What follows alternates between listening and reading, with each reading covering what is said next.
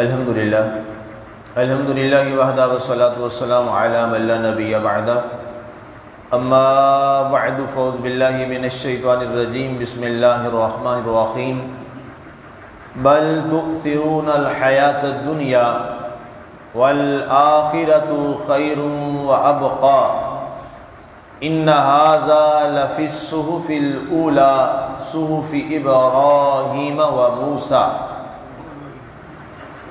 بلکہ تم لوگ دنیاوی زندگی کو ترجیح دیتے ہو اور آخرت بہتر اور بہت باقی رہنے والی ہے۔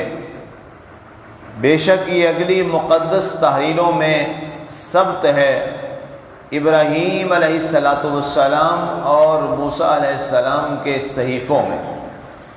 سامعین، آج ہماری سورۃ الاعلیٰ کی آیہ مبارکہ نمبر 19 تک کی تلاوت و ترجمہ کا شرف نصیب ہوا، اور بحمد اللہ تعالی آج ہماری سورۃ الاعلیٰ کے ترجمہ اور تفسیر کی تکمیل کی توفیق ہوئی۔ انشاءاللہ کل سورۃ الغاشیہ کے ترجمہ اور تفسیر کا آغاز کریں گے۔ گفتگو ہماری چل رہی تھی وَذَاكَ رَسْمَ رَبِّهِ فَصَلَّى، کہ وہ شخص جس نے اللہ کا ذکر کیا، اس کے اسم مبارک کا ذکر کیا اور صلاۃ کو قائم کیا۔ اس کے بعد اللہ تعالیٰ نے ان لوگوں کے بارے میں ذکر کیا کہ جو اللہ کے اسم کے ذکر پاک اور صلاۃ کے قائم کرنے کی بجائے محض دنیاوی زندگی کے تاثر کی جانب بڑھتے چلے گئے اور اس میں الہی اور احکامات الہی سے روگردانی کی، تو رب ذوالجلال نے ایسے لوگوں کے بارے میں ارشاد فرمایا بل تؤثرون الحیات الدنیا، اے لوگو تم محض دنیا کی زندگی کو ہی ترجیح دیتے ہو اور دنیاوی زندگی ہی تمہارے سامنے سب کچھ ہے اور وہ تمہارے پیش نظر ہے۔ فرمایا یہ حقیقت ہے کہ اگر تم نے دنیاوی زندگی کو پیش نظر رکھتے ہوئے اس اسم الہی کا ذکر اور صلاۃ کے قائم کرنے کو چھوڑ دیا، تو پھر یاد رکھنا کہ دنیا جو ہے یہ محض ایک کھیل تماشا، اور قرآن پاک نے بارہا مرتبہ اس کا ذکر کیا وَمَا الْحَيَاةُ الدُّنْيَا إِلَّا لَعِبٌ وَلَهْوٌ۔ یہ الفاظ قرآن میں بار بار دہرائے گئے کہ دنیا کی زندگی تو نہیں ہے مگر محض ایک کھیل تماشا ہے۔ ایک دنیا کے اندر ایک کھیل تماشے کی صورت ہے جو ہر ایک شخص اپنی عمر کے حساب سے آتا ہے، اور جب وہ اپنی عمر کا وہ حصہ مکمل کر لیتا ہے وہ دنیا سے رخصت ہو جاتا ہے اور اپنے ایام کو پورا کر کے دنیا سے کوچ کر جاتا ہے۔ لیکن بہتر اور سب سے اچھا کیا ہے؟ اللہ کے ہاں خیر کس میں ہے؟ فرمایا وَالْآخِرَةُ خَيْرٌ وَأَبْقَى، لیکن اللہ تعالیٰ کے ہاں جو خیر اور باقی رہنے والی چیز ہے وہ صرف اور صرف آخرت ہے۔ اللہ کے نزدیک باقی رہنے والی جو چیز ہے وہ کیا ہے؟ وہ آخرت ہے۔ اب آخرت کیا ہے؟ ظاہر ہے آخرت، کائنات کے اندر انسان جب اپنی زندگی گزارتا ہے تو اس کے پیش نظر دو صورتیں ہوتی ہیں، یا دنیا یا آخرت۔ اب کچھ عمل وہ کرتا ہے صرف دنیا کے لیے اور کچھ وہ عمل کرتا ہے آخرت کے لیے، یا کچھ ایسے لوگ ہیں جو سارے عمل ہی دنیا کے لیے کرتے ہیں اور کچھ ایسے لوگ ہیں جو ہر عمل ہی آخرت کے لیے کرتے ہیں۔ تو اللہ تعالیٰ نے ارشاد فرمایا دنیا میں کامیاب ترین انسان صرف وہی ہے کہ جس کا ہر عمل آخرت اور اللہ کی رضا کے لیے۔ خیر اسی میں ہے، برکت اسی میں ہے۔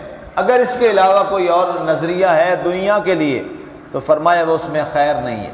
اور دوسری چیز فرمایا بقا و ابقا، دنیا کے لیے عمل کرنے والا شخص جو ہے اس کو کبھی بھی اللہ نے دوام نہیں بخشا، کبھی بھی وہ اپنی دائمی زندگی حاصل نہیں کر سکتا۔ کائنات کے اندر دوام اور باقی اور ہمیشہ قائم اور دائم رہنے والی ذات صرف اسی کی ہوگی جس شخص نے اپنے آپ کو اللہ کی رضا کے لیے، آخرت کے لیے وقف کر دی۔ جب انسان اپنے آپ کو آخرت کے لیے وقف کرتا ہے تو پھر کیا ہے؟ پھر اس کی دنیا بھی اللہ کی طرف سے خیر میں بدل جاتی ہے۔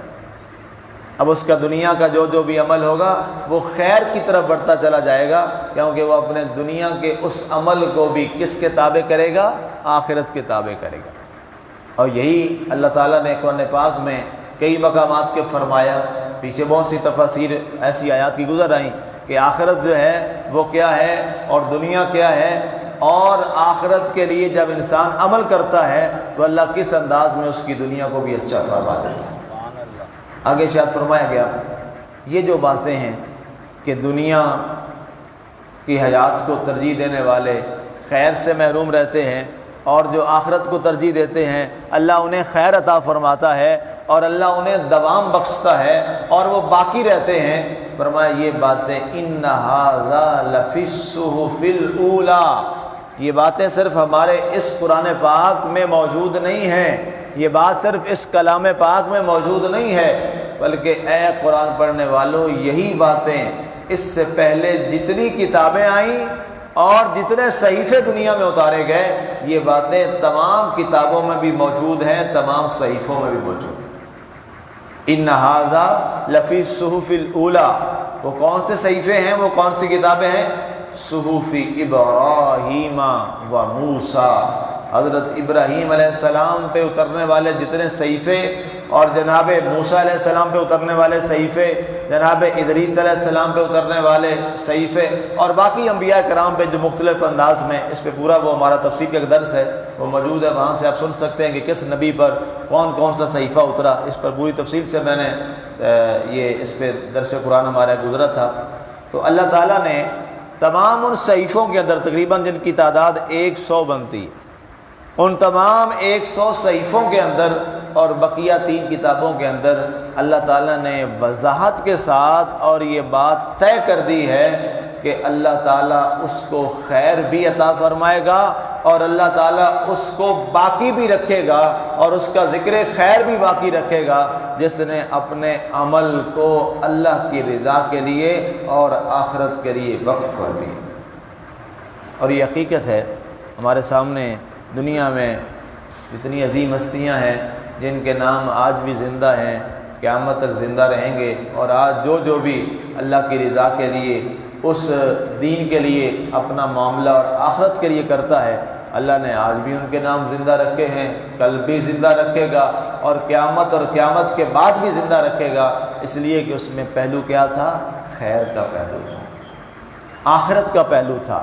اور جب آخرت اور خیر کو ملا دیا جاتا ہے، بنیادی طور پہ جو خیر ہے یہ بھی آخرت سے بنا ہے اور آخرت جو ہے یہ خیر سے بنا ہے، اب دونوں کا تعلق جو ہے وہ بڑا لازم و ملزوم ہے۔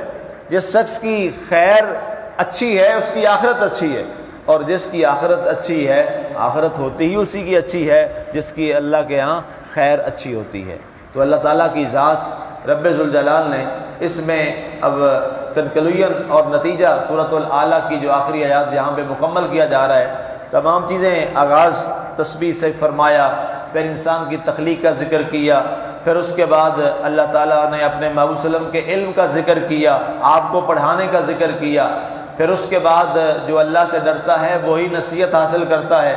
یہ ساری باتیں بتانے کے بعد فرمایا نتیجہ یہی ہے، یہ ساری باتیں انسان کو اسی وقت نفع دیں گی اور فائدہ مند ہوگی جب ہر ایک عمل میں مقصد کیا ہوگا؟ اللہ کی رضا اور آخرت پیش نظر ہوگی۔ جب اللہ کی رضا اور آخرت پیش نظر ہے، امام غزالی رحمۃ اللہ تعالیٰ علیہ نے ایک بڑا خوبصورت جملہ لکھا۔ آپ فرماتے ہیں کہ تجھے یہ بات سمجھ لینی چاہیے کہ تو اللہ ہی کے لیے ہے۔ یہ جملہ بہت خوبصورت جملہ ہے۔ یہ تجھے بات سمجھ لینی چاہیے کہ تو صرف اللہ ہی کے لیے ہے، انت للہ۔ اور پھر اسی کی وضاحت میں آپ نے فرمایا کہ اس کے لیے تجھے سمجھنے کے لیے کہ تو اللہ کے لیے ہے، تجھے سب سے پہلے اپنی ذات کو سمجھنا پڑے گا، اپنے آپ کو سمجھنا پڑے گا۔ جو شخص اپنے آپ کو نہیں سمجھ پاتا تو اللہ کو کیا سمجھے گا؟ جو اتنے سے وجود کو نہیں سمجھ پایا تو وہ اس ذات کو کیسے سمجھ سکتا ہے جو اکبر ذات ہے؟ اکبر ذات کو سمجھنے کے لیے سب سے پہلے انسان کے اس اصغر وجود کو سمجھنا بڑا ضروری ہے۔ اس لیے پھر یہ اس کو بعض نے حدیث بھی کہا اور بعض نے کہا جی یہ اقوال صوفیہ ہے، لیکن جملہ یہ بھی بڑا خوبصورت ہے جو بھی ہے کہ من عرف نفسہ فقد عرف ربہ، جس نے اپنے آپ کو پہچان لیا اس نے اپنے رب کو پہچان لیا۔ تو یہ تصور اور یہ بات اپنے ذہن میں راسخ کر لیجئے کہ ہمیں اللہ نے اپنے لیے ہی پیدا فرمایا اور ہم دنیا میں اللہ ہی کے لیے آئے ہیں۔